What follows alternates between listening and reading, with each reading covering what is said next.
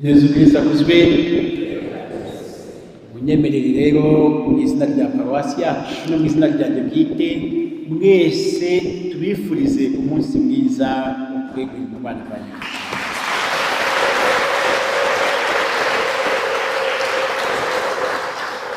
Batubwiye ko uyu ni umunsi w'urumuri. Mutagatifu Vincent Parotini bavugaga ko abatijwe wese ni intumwa ya Kristo. Twese duhamagariwe gukurikira Yesu Kristo urumuri rwacu, tukamwamamaza kandi tukabasha no kumurikira n'abandi bavandimwe bacu mu buzima bwacu bwa buri munsi. Umunsi mwiza kuri mwese. By'umwihariko rero tugiye kwifuriza n'umunsi mwiza abiyeguriye Imana bose. Ngiye kubasaba bose ngo nibegere imbere, abasaserdoti bose baze hari imbere, bari ababikira n'abafureri bose nabo nibaze imbere, hanyuma tubifuriza umunsi mwiza ku buryo bw'umwihariko. Kandi basezeranye kumvira.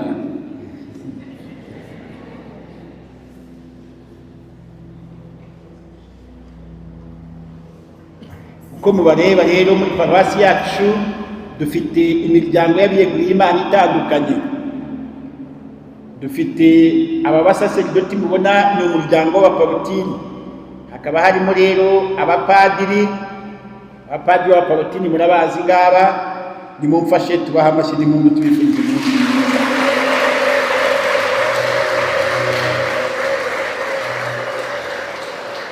Nagira ngo basabe mwese muhindukire murebe abakristo kuko nibo bari kwifuriza umunsi mwiza.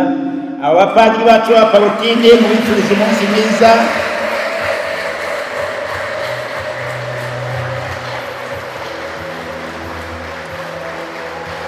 Umunsi mwiza rwose mwereza Imana. Mu Baparotini rero hakaba habamo n'abafureri. Hari abafureri, hari abaseminariste n'abadiyakoni n'abafureri bacu ba Parotini nabo tubifuriza umunsi mwiza.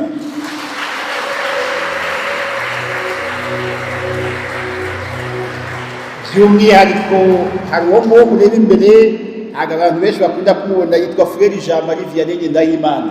Niwe mufureri dufite hano uyu munsi.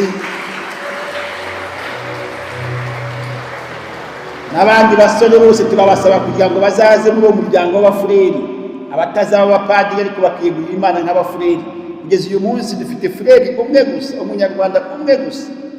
Abandi rwose bagiye, dufite n'umuzungu umwe gusa.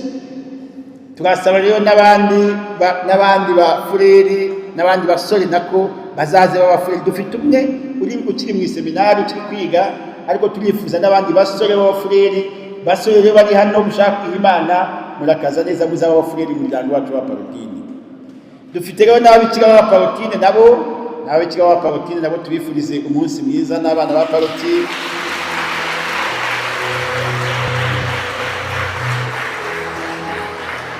Umunsi mwiza kwa Parotini bacu. Dufite ababikira b'inshuti z'abakene nabo tubifuriza umunsi mwiza.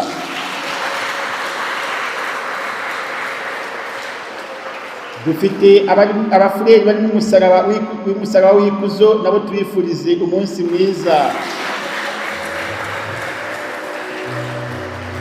Dufite abamamazabutumwa ba Somusiyo nabo tubifuriza umunsi mwiza.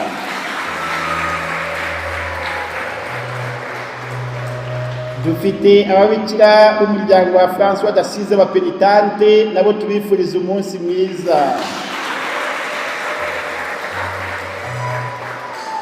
Ngabo rero abo turi kumwe hano mu gitambo cy'Ukaristiya tubifuriza umunsi mwiza.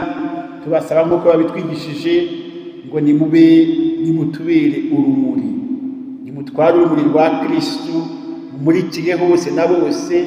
Ubuzima bwanyu bwose bube ko ubuzima bw'abiyeguriye Imana.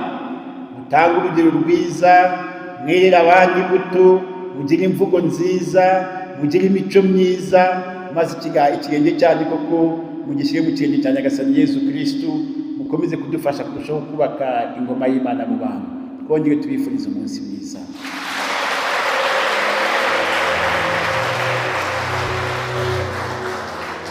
Nta kindi rero twabasabira uretse umugisha w'Imana.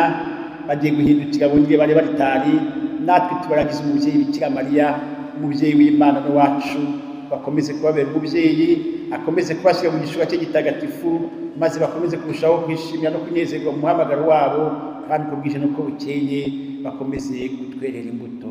Mubyeyi Bikira Mariya tukuragije abavandimwe bacu tugira tuti: ndakuramutsa Mariya,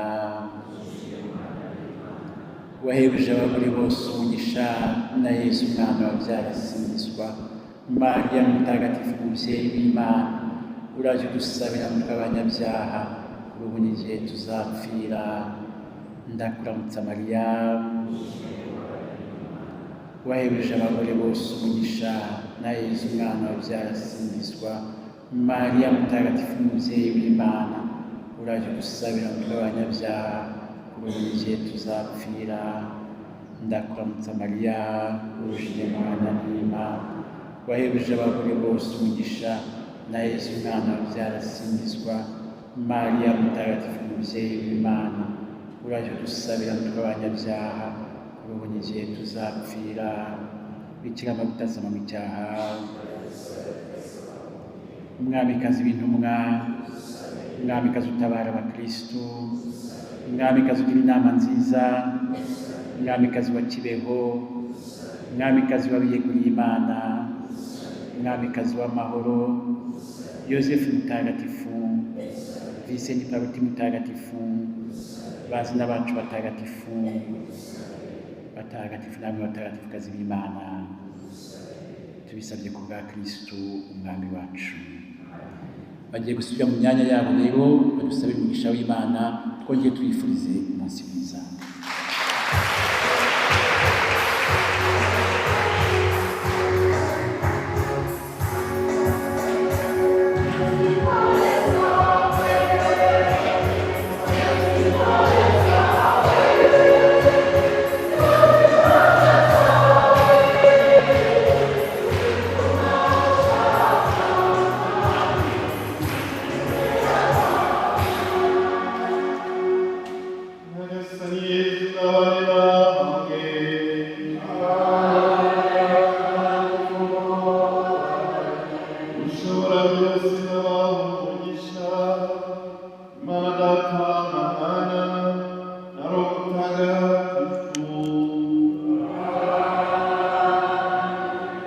Nimujana amahoro ya Kristu.